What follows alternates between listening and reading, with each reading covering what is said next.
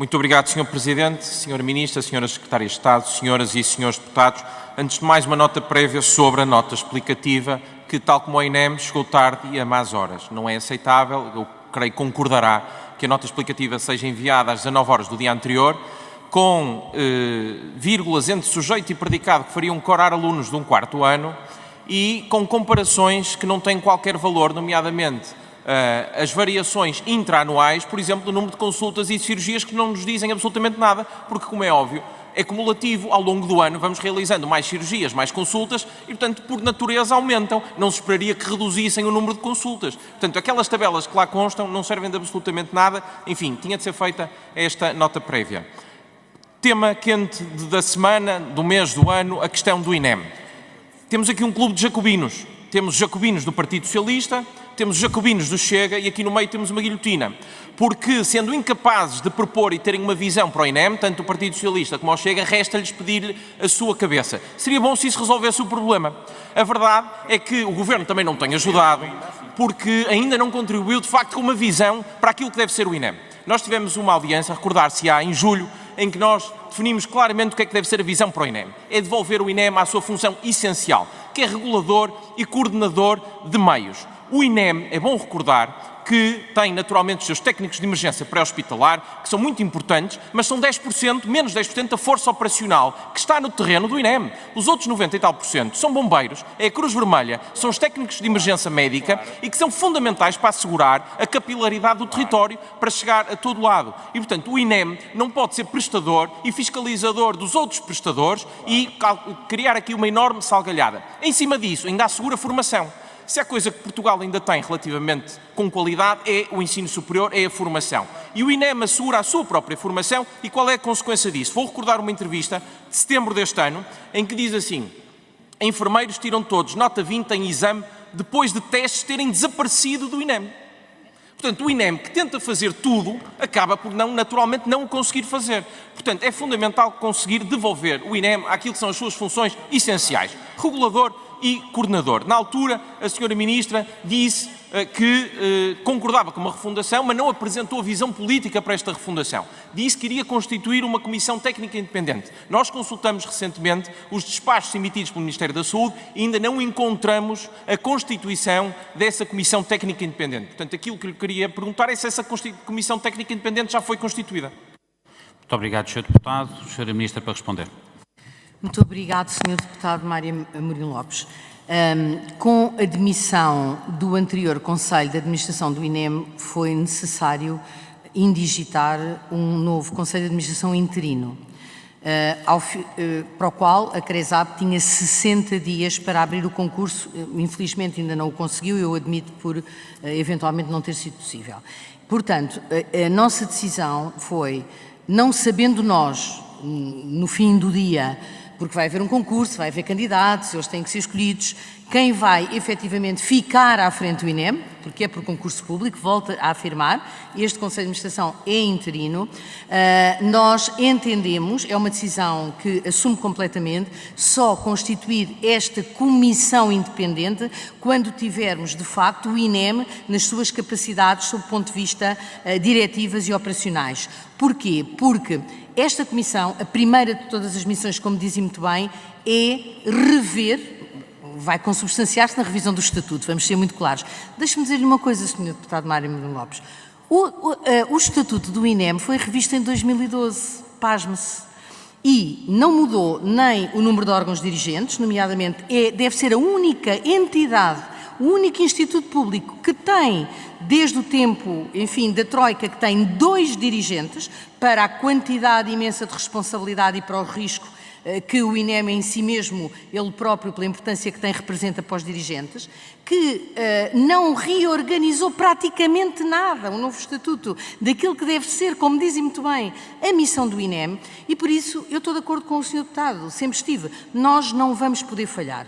E essa comissão independente está programada a acontecer no dia em que o próximo Conselho Diretivo do INEM tomar posse e puder também, compreenderemos isso, ter um voto nesta matéria, porque nos parece importante não impormos uma comissão técnica independente a um Conselho de Administração que venha a entrar, ou seja, que seja feita uma coisa de comum acordo com o poder político. E essa é a razão, mas não tenha dúvida, assim que tivermos este processo, não depende de nós, depende da CRESAP, completo, não tenha nenhuma dúvida que essa comissão vai aparecer e vai ter que aparecer muito urgentemente, porque, como diz, nós vamos ter que mudar o Estatuto do INEM. Com aquele Estatuto, como bem diz, não é possível fazer a refundação do INEM. Até lá, teremos que tomar medidas, é verdade, algumas delas são paliativas, eu reconheço, mas temos que fazer a redundância na linha que fizemos em 30 horas com o operador, com o operador do SNS 24, em vez de fazermos em 3 semanas, de dia e de noite, é uma redundância que nos apoia agora, mas não nos vai resolver o problema de fundo, nós temos de ter consciência disso, nós temos que colocar no código inteligência artificial, nós temos de colocar na mão de cada cidadão que queira a disponibilização de uma app com geolocalização. Porque é a única maneira que temos de chegar às pessoas. O teletransporte é muito importante, todos reconhecemos isso, mas ainda mais importante é garantirmos que a coesão, sob o ponto de vista territorial, se faz garantindo que eu não estou a 140 km sobretudo no interior, de um hospital e não tenho um meio medicalizado que possa acudir-me para eu chegar estabilizado ao hospital se precisar de lá ir. E isso verdadeiramente tem toda a razão. Isso está por fazer. E nós vamos ter que o fazer, Sr. Deputado. Se não o fizermos, a história não nos vai perdoar. E isso eu assumo aqui perante si, perante este hemiciclo e perante os portugueses, Sr. Deputado. Obrigado, Sra. Ministra. A constituição da Comissão Técnica Independente é importante. Há aqui aspectos operacionais que têm de facto de ser definidos, mas isso não invalida que não possamos ter uma discussão política em linha com a que temos feito. Nomeadamente, não é apenas a nível do CODU, do Centro de Orientação dos Doentes Urgentes, que às vezes o caso falha e há atrasos permanentes. É também na ativação dos meios e dos meios chegarem às pessoas. É também o facto de grande parte dos cuidados, como acontece em países que são referência em cuidados de emergência médica, grande parte dos cuidados poderem ser prestados no local, coisa que não acontece em Portugal. Nós redirecionamos 99% dos casos para o hospital e há cuidados extra-hospitalares que podiam ser prestados, mas para isso nós precisamos de facto de pessoas com as competências que o possam fazer. E nós neste momento temos uma situação muito assimétrica. Ora temos médicos, obviamente diferenciados, capazes de o fazer, ora temos técnicos que podem colocar oxigênio e pouco mais. E portanto temos de preencher aqui este vazio que existe aqui no meio, eventualmente através, e nós vamos sugerir isso, da criação da figura do paramédico ou do reforço também das competências dos enfermeiros, mas é muito importante nós conseguirmos prestar mais cuidados no local. E, portanto, é de facto muito importante conseguirmos refundar aqui o INEM para que, enfim, consigamos de facto melhorar as suas valências. Portanto, a questão que lhe coloco é, não obstante a criação da Comissão Técnica Independente, qual é a sua visão deste Ministério, deste Governo, para aquilo que deve ser o INEM? Porque esse deve ser o ponto das nossas conversações. Obrigado. Muito obrigado, Sr. Deputado. A Sra. Ministra ainda tem 2 minutos, não 2 minutos e 22, mas penso que o Sr. Deputado ainda terá uma terceira pergunta. Muito obrigado. Sra. Ministra. Eu creio que vou ser muito rápida porque nesta matéria, noutras, teremos algum dissenso. Nesta temos, eu não vou dizer um absoluto consenso, mas estamos muito perto de ter esse consenso com a Iniciativa Liberal. Porquê? Porque, na verdade, também nós acreditamos que esta carreira de técnicos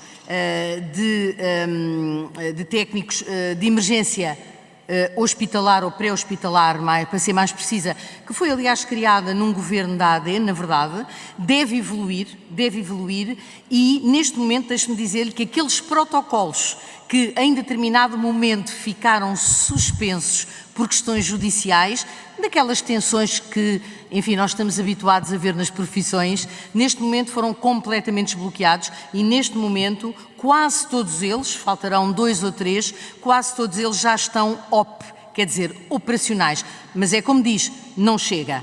Essa visão passa exatamente por aquilo que acabou de dizer. O INEM tem que ser o instituto, sobretudo, regulador, não há nenhuma dúvida sobre isso. E tem que garantir que nos parceiros, o caso dos bombeiros, falámos há pouco, há quanto tempo é que nós andamos a dizer, e os bombeiros andam a dizer, que precisam de ter mais formação, que precisam que essa formação seja mais sólida. Disse muito bem, as nossas universidades, nós temos várias pessoas, vários universitários dedicados a esta área, a nível nacional e internacional, com quem temos falado, farão parte dessa comissão, serão alguns dos que farão parte dessa comissão, que são especialistas em emergência médica e de catástrofe e que nos dizem sistematicamente a mesma coisa. O INEM do século XXI não pode ser o INEM do século XX, não é a mesma coisa. E, portanto, há uma coisa que lhe garanto, mais uma vez, a visão é quase 100% concordante com aquela que os senhores têm vindo a apresentar. E claro que se a apresentarem de forma, se quiserem contribuir, obviamente serão muito bem-vindos para esta discussão e para essa afinação, porque isto vai passar pelo Estatuto do INEM, como Vossa Excelência, Sr. Deputado, bem sabe, é o Estatuto que plasma aquilo que é a missão e a vocação. Muito obrigado, Sra. Ministra.